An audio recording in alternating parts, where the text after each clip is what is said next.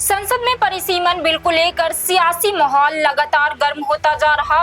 एक ओर इस बिल को लेकर सत्ता पक्ष अपनी रणनीति तैयार कर रहा तो दूसरी ओर विपक्ष इसे लेकर सरकार पर लगातार हमलावर है। इस बीच ऐसी चर्चाएं सामने आई है कि तमिलनाडु के पूर्व मुख्यमंत्री एम.के. स्टालिन की पार्टी एम.के. परिसीमन बिल का समर्थन कर सकती है। इन खबरों के सामने आने के बाद कांग्रेस नेता राहुल गांधी ने कड़ी प्रतिक्रिया देते हुए कहा है कि जो इस बिल का समर्थन करेगा वह तमिलनाडु के साथ धोखा करेगा। राहुल गांधी के इस बयान के बाद परिसीमन बिल को लेकर राजनीतिक बहस और तेज हो गई है। अब समाजवादी पार्टी ने भी इस मुद्दे पर भारतीय जनता पार्टी को घेरते हुए बिल का खुलकर विरोध किया है। समाजवादी पार्टी के राष्ट्रीय प्रवक्ता फखरुल हसन चांद ने कहा है कि यह केवल तमिलनाडु का नहीं बल्कि पूरे देश के लोकतांत्रिक ढांचे और जनप्रतिनिधित्व का मुद्दा है। उन्होंने कहा कि परिसीमन के जरिए केवल सांसदों और विधायकों की संख्या बढ़ा देना किसी समस्या का समाधान नहीं है।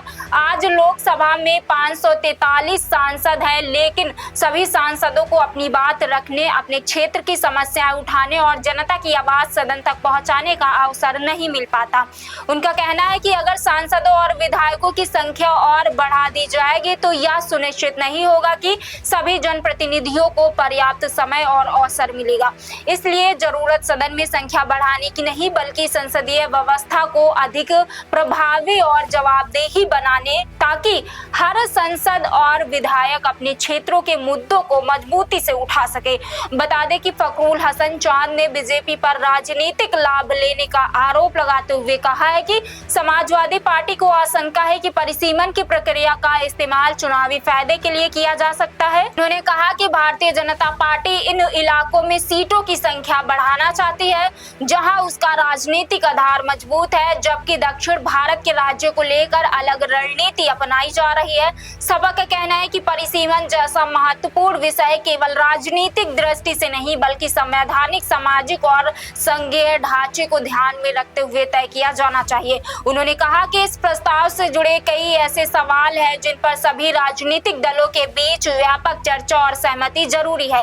समाजवादी पार्टी का मानना है बिना सभी पक्षों की राय के लिए इस तरह का फैसला देश के संघीय ढांचे और लोकतांत्रिक व्यवस्था पर असर डाल सकता है। दरअसल परिसीमन को लेकर एक बार फिर चर्चा इसलिए तेज हो गई है क्योंकि खबरें कि केंद्र सरकार इस बिल को दोबारा संसद में लाने की तैयारी कर रही है। ऐसे में विपक्ष इस मुद्दे को लेकर लगातार सरकार पर सवाल उठा रहा और इसे लोकतंत्र, राज्यों की अधिकारों तथा राजनीतिक जनप्रतिनिधि से जोड़कर देख रहा। माना जा रहा है कि आने वाले दिनों में संसद के भीतर और बाहर इस मुद्दे पर सत्ता पक्ष और विपक्ष के बीच तीखी बहस देखने को मिल सकती है।